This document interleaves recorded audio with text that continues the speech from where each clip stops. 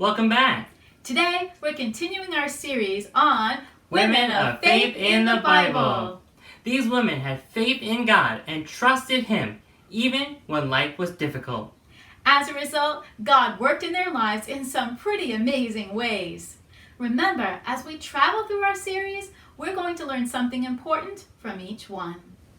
Last week, we studied the life of Ruth. She was a woman of faith who followed God even when her life was hard. When she did so, God blessed her with another husband and a child. In addition to that, God made her part of His bigger plan to save the world. This week, we'll look at another woman of faith, who God also used as part of His bigger plan. This woman trusted God even when she didn't see the answer to her prayers. And speaking of trust, I have a little trust experiment I'd like to try. All it involves is a bag full of water, some pointy sharpened pencils, and a human being who's willing to trust me. So Chris, do you trust me that I'm not going to spill this entire bag of water on your head? Yeah. Do you trust me to poke a hole in it with this pencil? Wait, what? I don't think that's such a good idea. But do you trust me? I guess so. Here it goes. No water is leaking out of the bag. Trusting me to poke a hole through the bag with a pencil didn't make much sense. And yet here we are. Chris is dry and the water is still in the bag. There's a science behind this. The plastic bag is actually made of molecules called polymers. And the polymers are made up of smaller chains. And when we poke the pencil through, the polymers rearrange themselves to close the gap between the pencil and the plastic bag. So Chris, do you trust me to poke another pencil through the bag? I guess so. Let's give it a try. Oh, still doing great. No water is leaking on Chris. How about if we try just one more pencil? Do you trust me, Chris? I guess so. Let's give it a go. One more. There it is. The water is still in the bag. You know, sometimes in life, we can feel like we're getting poked with pencils. We can feel like we're going through a lot of difficulties. But when we are, we can trust God. But trusting God is a little like trusting that you won't get wet when I poke pencils through the bag. We can trust God even when it seems like everything's going wrong. He loves us and we can trust Him. It takes a lot of trust to let somebody hold a bag of water over your head and poke it with holes. The woman of faith that we're learning about today had even more trust than that, as she waited year after year for God to answer her prayer. Join us today as we learn how God worked in the life of a woman named Hannah, and as we consider how God is working in your lives too. So will you trust me to pull the pencils out of the bag?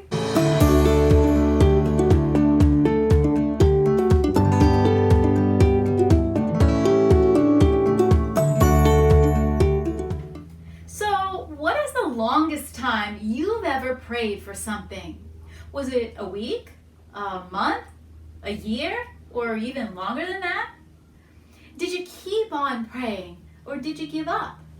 You may already know that as believers in Jesus Christ, we have the privilege of going to God in prayer. And the Bible tells us that God hears and answers our prayers. He can answer with a yes, a no, or a wait. But if we're praying according to God's word, we can trust that God will answer in His timing and according to His perfect plan for our lives. Today, we'll talk about a woman named Hannah in the Bible. Hannah was praying for something for a very long time, for years in fact. But she never gave up because she had trust and faith in God. We find the account of Hannah's life in the book of 1 Samuel, found in the Old Testament of our Bibles. Here it starts with a man named Elkanah, who has two wives, Hannah and Peninnah. Peninnah had children, but Hannah had none. Now, it is God's perfect plan that marriage should be between one man and one woman. However, sometimes back in Bible days, some people lived according to the cultural ways rather than following God's perfect plan. And in the culture, it often said if one wife couldn't have a child, that the husband would take a second wife. This might be the case as to what happened here and why Elkanah had two wives. Hannah was going through a very difficult time in her life. But Hannah was a woman of faith. She trusted God and followed him even when her life was difficult. As a result, God worked in her life in some amazing ways. Let's see how God showed his love and mercy to Hannah and how he made her part of his bigger plan. There was a man named Elkanah who had two wives. One was called Hannah and the other Peninnah. Peninnah had children, but Hannah had none. Year after year, this man went out from his own town to worship and sacrifice to the Lord Almighty at Shiloh. Whenever the day came for Elkanah to sacrifice, he would give portions of the meat to Peninnah and her children. But to Hannah he would give a double portion because he loved her and because she had no children. But because Hannah had no children, her rival Peninnah kept provoking her in order to upset her. This went on year after year. When Hannah went up to the house of the Lord, her rival provoked her until she cried so much that she would not eat. Once, when Hannah had finished eating and drinking at Shiloh, she rose and went to the temple. The priest named Eli sat on a chair near the door. While she was in the temple, Hannah poured out her heart to God. She said, "Lord Almighty, if you will only look on your servant's misery and remember me, and not forget your servant, but give her a son, then I will give him to the Lord for all the days of his life, and no razor will ever be used on his head." As she kept on praying to the Lord, Eli watched her mouth. Hannah was praying in her heart, and her lips were moving, but her voice wasn't coming out. Eli mistakenly thought she was drunk. He said, "How long are you going to stay drunk? Put away your wine." But Hannah told him she had not been drinking, but rather she was deeply troubled. She explained that she was pouring out her heart to God in prayer. Eli answered, "Go in peace, and may the God of Israel grant you what you have asked of him." Hannah went away and ate something, and she was no longer upset. The next morning they went back home to Ramah, and God remembered Hannah. In time, Hannah conceived and gave birth to a son, and she named him Samuel. When Samuel was old enough, she brought Samuel to the tabernacle in Shiloh to present him before God, so he could live there always, just as Hannah had promised. And so Hannah gave Samuel to the Lord. She said, "So now I give him to the Lord. For his whole life he will be given over to the Lord." Then Hannah prayed a powerful prayer of praise and thanks to God. Samuel was born at just the right time in Israel's history. Samuel would become a very special man, a great prophet of God. He would hear from God, obey God, and be used by God to lead the people. So Hannah went through a very difficult time in her life when she couldn't have a baby. She was even made fun of to the point of tears.